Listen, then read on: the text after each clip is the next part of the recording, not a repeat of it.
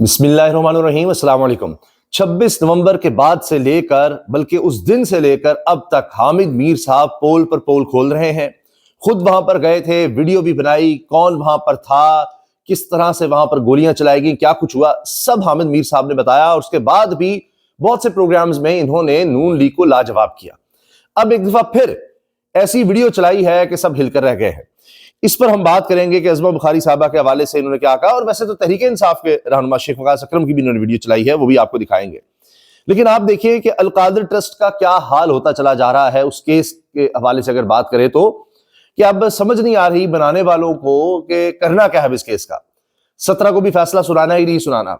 आज भी खबर आई कि फैसल वार्डा साहब प्रेस कॉन्फ्रेंस करेंगे, क्योंकि उन्होंने पहले भी 16 जनवरी को 13 जनवरी से पहले 12 जनवरी को प्रेस कॉन्फ्रेंस की थी कि जी कल फैसला आ रहा है। उसमें फिर तलाल चौधरी ख्वाजा भी थे, लेकिन फिर फैसला नहीं आया।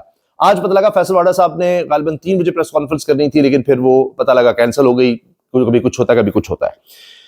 अब हुआ यह है कि कामरान शाहिद साहब तक ने अपने शो में यह सवाल उठा दिया। आप अंदाजा लगाइए नहीं, इसका मतलब है कि कोई इसका जवाब ही नहीं है।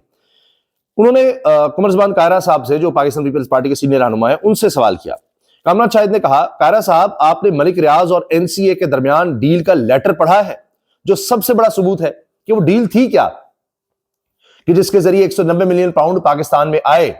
और इल्जाम यह है कि 190 मिलियन पाउंड मलिक रियाज को लाने की इजाजत दी गई कि आप सुप्रीम कोर्ट के अकाउंट में जमा करा दे, जो बाद में विफाकी हुकूमत और सिंध हुकूमत को मिल गए आधे आधे। तो ये जो आप वापस लाने की इमरान खान ने, काबीना ने, इमरान खान नहीं खाली काबीना ने इजाजत दी, वो बतौर रिश्वत थी कि आप अलकादिर ट्रस्ट की जमीन दे दे, उसके लिए जमीन दे दे, बियाबान में एक यूनिवर्सिटी बनानी है, ये उसको सहूलत इस बदले दी गई। ये है बुनियादी तौर पर केस। अच्छा, उसके फिर लंबी तफसीलात उसमें नहीं जाते। तो कमर ज़बान कायरा साहब ने जवाब दिया, जब पूछा कि आपने वो लेटर देखा है जो एनसीए के दरमियान और मलिक रियाज के दरमियान मुआहिदा हुआ है, तो कमर ज़बान कायरा साहब ने जवाब दिया, वो लेटर तो हमारे सामने नहीं था, इसके बगैर इमरान खान को सजा कैसे मिल सकती है। कामरान शाहिद ने फिर जवाब दिया कि फिर ये कैसे मुमकिन है कि इमरान खान को उसके लेटर देखे बगैर आप सजा दे दे, कि था क्या मुआहिदा। आपने वो लेटर पढ़ा है जो एनसीए का बिजनेस टाइकून के दरमियान कॉन्फिडेंशियल हुआ है, जो सबसे बड़ा एविडेंस है, जब तक प्रोड्यूस नहीं हो सका, वो आपने देखा है? बिजनेस टाइकून का वैसे नाम नहीं उन्होंने लिया। बहरहाल देखिए, वो लेटर तो हमारे सामने नहीं था, हमारे सामने तो वो लेटर। फिर तहरीक साहब कह रहे हैं उसके बगैर इमरान खान को सजा किस तरह मिल सकती है? लेटर का पता नहीं, देखा नहीं, तो उसके बगैर सजा कैसे मिल सकती है। फिर अगर ये रिश्वत थी तो मलिक रियाज साहब किधर है? उनके खिलाफ तो आज तक मुकदमा चला नहीं, वो आए ही नहीं, और उसके बाद वैसी कार्रवाई चलती रही। मोहम्मद मालिक साहब कह रहे हैं कि असद कैसर कह रहे हैं कि अलकादिर ट्रस्ट केस का फैसला 17 जनवरी तक इसलिए आगे बढ़ाया गया ताकि तब तक शाहरुख अंजुमन और हुमायूं दिलावर इस्लामाबाद हाई कोर्ट में लग जाएंगे, और जब हम अपील करेंगे तो अपीलें इनके पास लगाई जाएंगी ताकि वहां से भी इंसाफ ना मिले। मोहम्मद मालिक साहब ने यह बताया। अब मैं आपसे अर्ज करूं कि ये वो जज है, शाहरुख अंजुमन और हुमायूं दिलावर, जिन्होंने इमरान खान को सजाएं सुनाई। तो जो इमरान खान को सजाएं सुनाएगा वो इस काबिल ठहराया जाएगा कि वो जूनियर से, यानी सेशन जज से, उसको हाई कोर्ट में लाया जाएगा। वाहिद क्राइटेरिया भी हो गया है।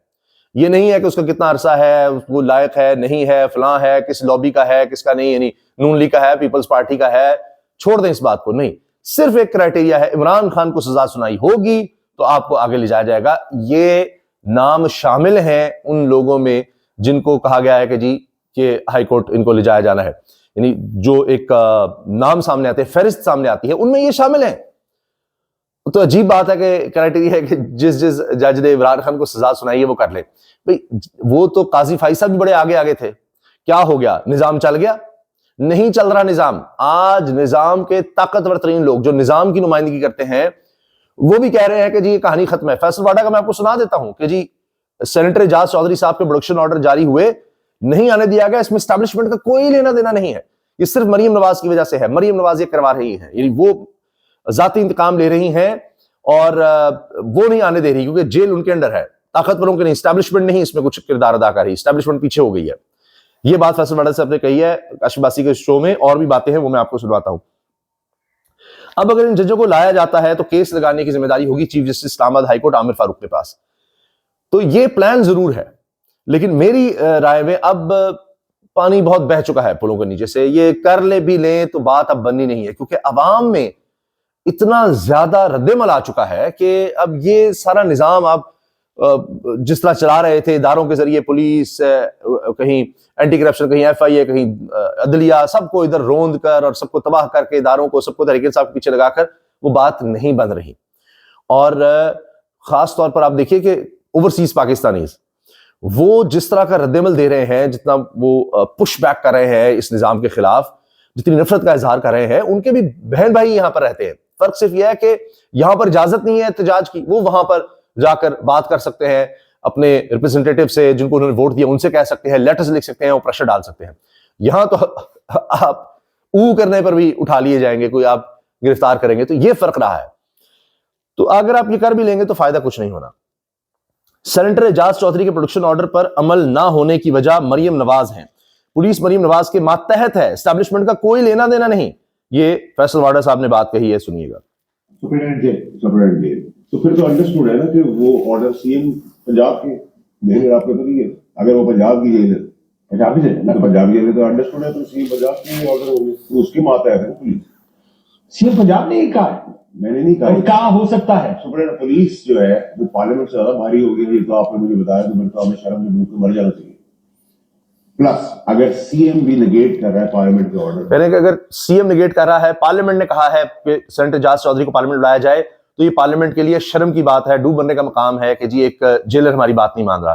तो जेलर ऐसे नहीं मान रहा, वो उसके पीछे सीएम है, तो फिर उसी ने कहा होगा, उसी वही पीछे होगी। ये पहला बाकायदा हम ऐलान समझ सकते हैं एस्टैब्लिशमेंट और नून लीग के दरमियान दराड़ का, जो पीछे हट रही है एस्टैब्लिशमेंट, कह रही है हमारा इससे कोई लेना देना नहीं, ये खुद संभालें जो है। तभी बड़ा पॉइंट ऑफ कंसर्न है, और इसको उठना दी और उसका जवाब कोई और भी हो सकता है, कोई और नहीं हो सकता, मुझे कोई इंटरेस्ट नहीं। अगर ऐसा होता, 9 मई के मुसलमान ना जाए, अगर ऐसा होता और आप कहते हैं कि सब चीजें कंट्रोल्ड है, जो हम डिबेट सुनते हैं, तो फिर प्रोडक्शन ऑर्डर जारी नहीं, तो उनका कोई कंसर्न। वो कह रहे हैं अगर सब कुछ कंट्रोल होता है, जिस तरह कभी डिबेट होती है, एस्टैब्लिशमेंट सब चला रही है, तो फिर तो प्रोडक्शन ऑर्डर जारी नहीं हम होने देते सेनेटर एजाज चौधरी के। कोई जा रहा है, नहीं हो रहा, they are not concerned, establishment is not concerned. यही फैसले, यही प्रोडक्शन ऑर्डर जब आपकी हुकूमत थी, मुस्लिम लीग, अच्छा कह जी एस्टैब्लिशमेंट का कोई लेना देना नहीं, क्या आ रहा है, कौन जा रहा है, क्या हो रहा है।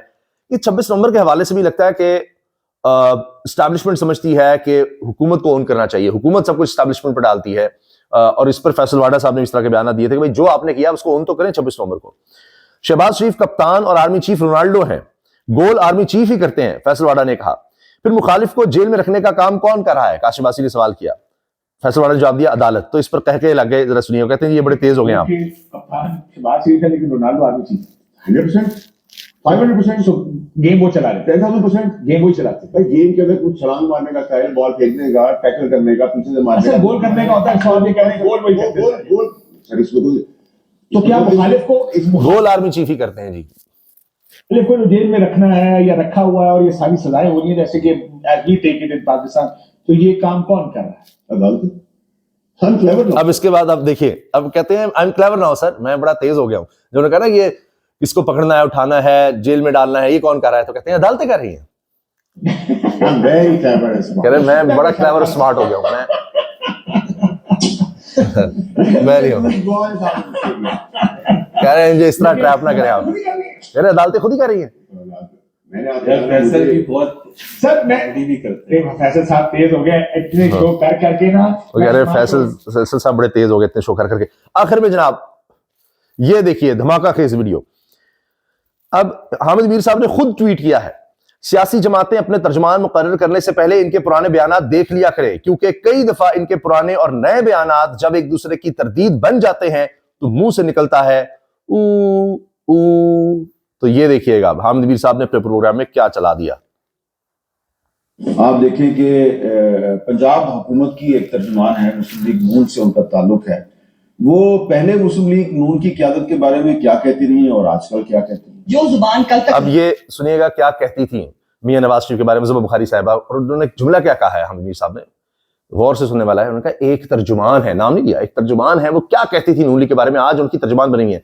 ये मरीम नवाज साहिबा के सबसे क्लोज समझ जाती हैं आजकल, मरीम औरंगजेब साहिबा हों या अज़मा साहिबा हों। के लोग बोलते थे कि जो जुबान कल तक इंडियन मीडिया बोल रहा था, आज इंडियन मीडिया खामोश है। नवाज शरीफ साहब बोल रहे हैं, नवाज शरीफ साहब इंसल्ट करने की कोशिश ऐसे ही है जैसे चांद के ऊपर घूमना।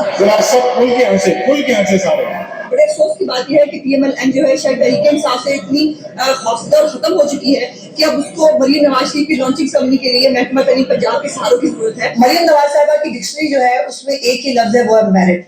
और उस मेरिट, पहले कहती हैं कि जी मरियम नवाज की बदतरीफी कर रही हैं, आप कह रही हैं मेरिट। पहले कहती थी मियां नवाज शरीफ रॉ के एजेंट और ये और वो, अब कहती हैं कि मियां नवाज शरीफ के पर तनकीद करना चांद पर थूकना है, कि आप ऊपर करके थूकेंगे आपके ऊपर ही आएगा। तजाद देखिए पहले क्या था और अब क्या कह रही हैं। को किसी भी अपने के लिए मखसूस नहीं किया जाता। मरियम नवाज शरीफ को जो है वो सरकारी फंड के ऊपर गर्ल्स यूनिवर्सिटी में भेजा गया। अपने घर की बेटियां जो है उनकी इज्जत का इनको ख्याल है, तो हम भी किसी के घर की बेटियां हैं। मैडम चीफ मिनिस्टर की सरकारी खर्च में इनको यूनिवर्सिटियों में भेजा गया मरियम नवाज साहिबा को। तौहीन किसी सूरत में पॉइंट स्कोरिंग के लिए और टिकटॉक पे और सोशल मीडिया पे लगाने के लिए उसकी इजाजत है। कहती हैं कि इजाजत नहीं है मरियम साहिबा के बारे में कोई तज़ीक में बात करें टिकटॉक लगाने की। जो ही मरियम साहिबा फॉर्म 47 पर सीएम बनी, पहला उनका बयान आया था कि किसी को इजाजत नहीं है कोई मरियम के खिलाफ बात करने की।